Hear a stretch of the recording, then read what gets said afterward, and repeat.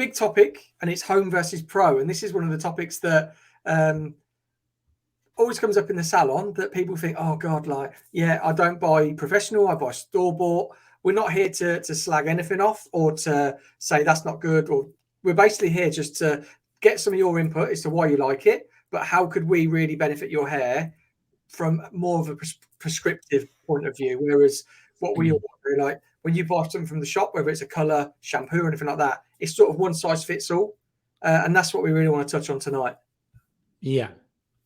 So what do you want to start with? Do you want to start with colour? Do you want to start with shampoo? Let's start with shampoos, and we'll go start through at the beginning. Can always start with a shampoo. Yeah. Yeah. Well, what's one of the biggest questions you get at your in your salon about professionals at home stuff?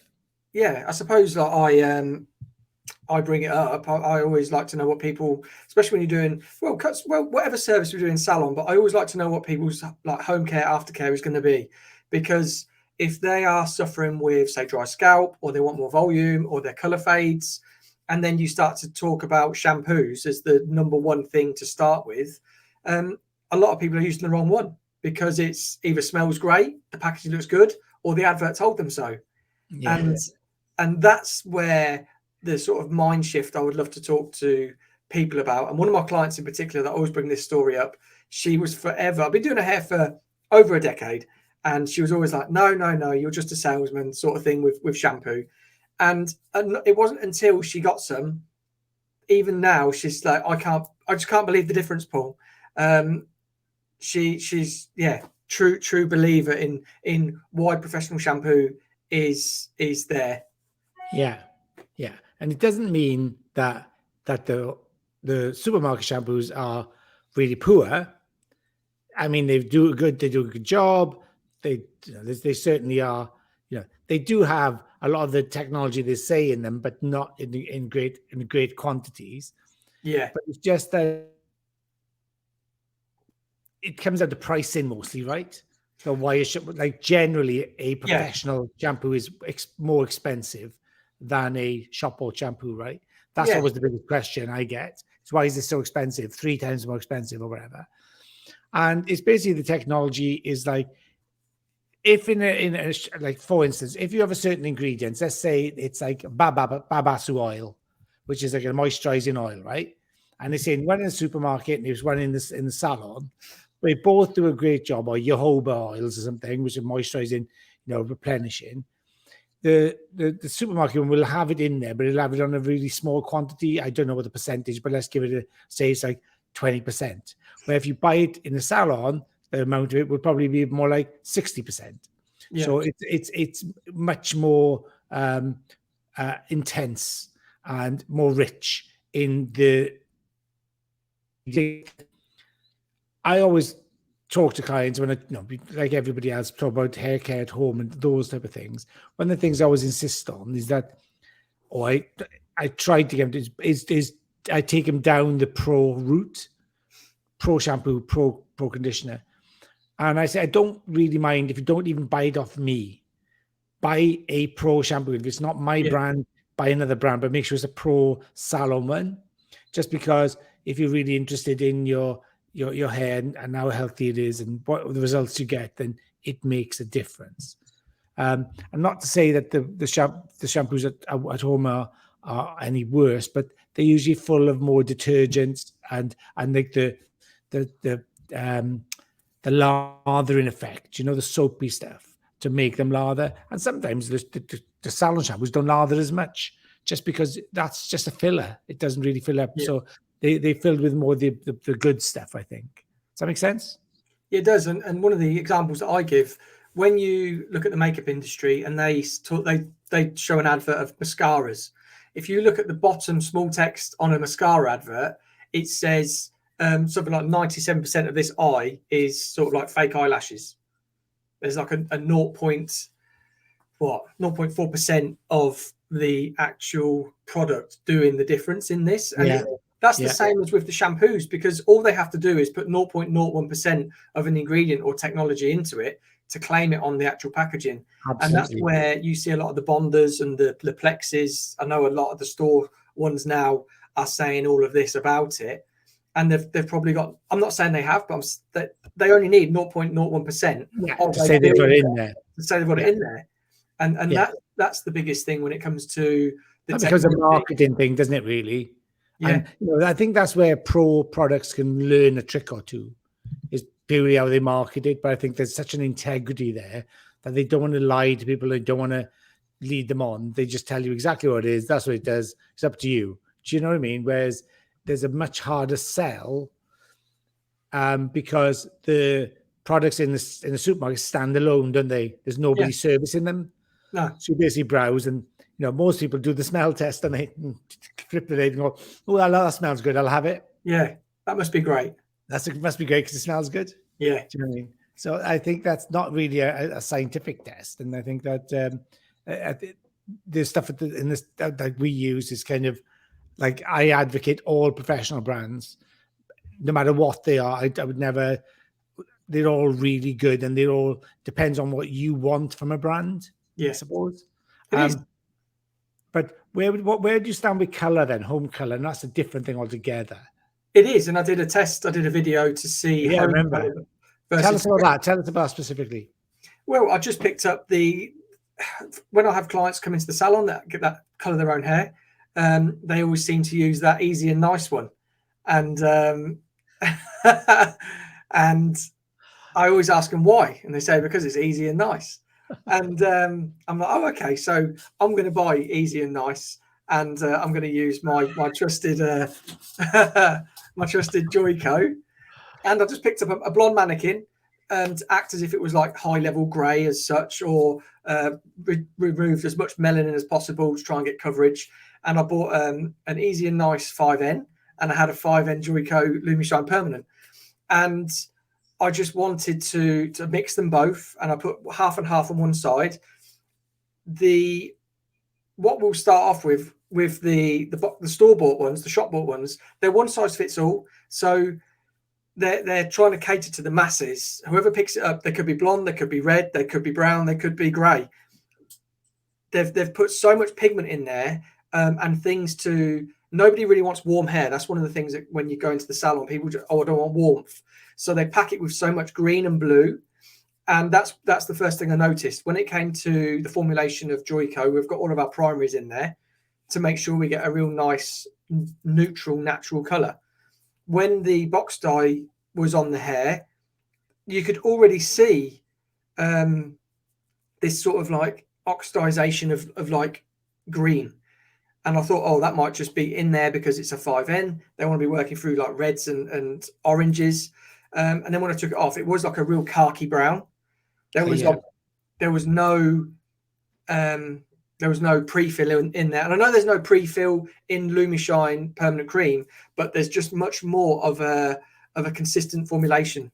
It's a more of a balanced formulation, isn't it, really? Yeah. And like you said, when you say that one size fits all, it's basically that, like we just did this last week, for instance. We did a seminar in Holland. We had a blonde which we wanted to get to a certain, like a milkshakey, a vanilla milkshake blonde, right?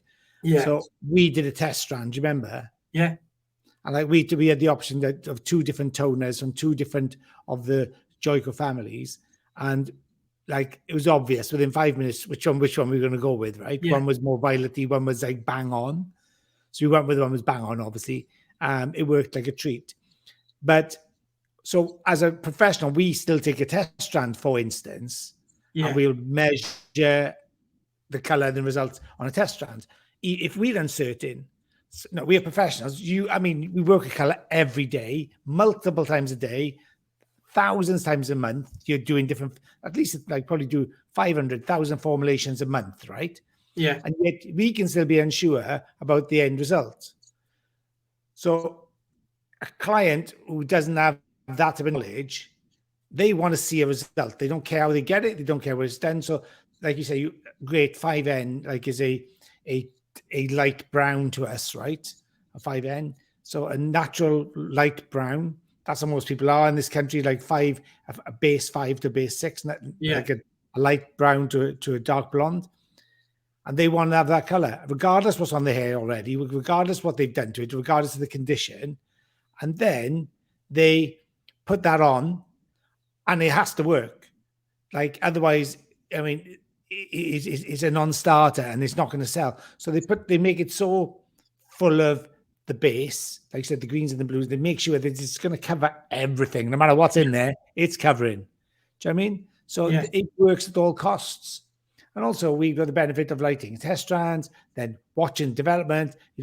50 to 40 minutes, 30 minutes, whatever we want to do, and then you check in to see what it looks like, booster points. We're always looking at that way, where that product has to work because people don't have the benefit of that insight or that knowledge. Does that make sense? Well, yeah, they wouldn't, like you said, it's a non-starter. It wouldn't, like, as soon as 3 people use it, doesn't work. Social media now, I mean, they'll be like, "Oh, I used dead in the water," right?